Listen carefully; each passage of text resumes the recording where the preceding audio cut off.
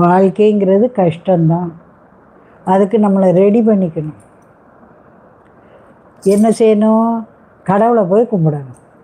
ஒரு கஷ்டம் வந்துச்சா உடனே கோயிலுக்கு போங்க, என்னை காப்பாத்தையான்னு வேண்டுங்க.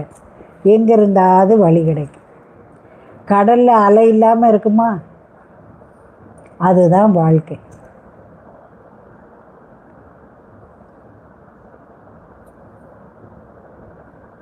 எந்த பரிகாரம்? விஜி பெருமாள்.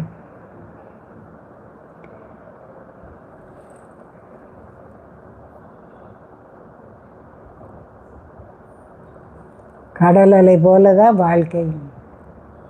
ஒன்றை முடிச்சுட்டு நிமிருவோம், இன்னொன்று வரும். அதனால் நம்ம மனசை தைரியப்படுத்திக்கணும்.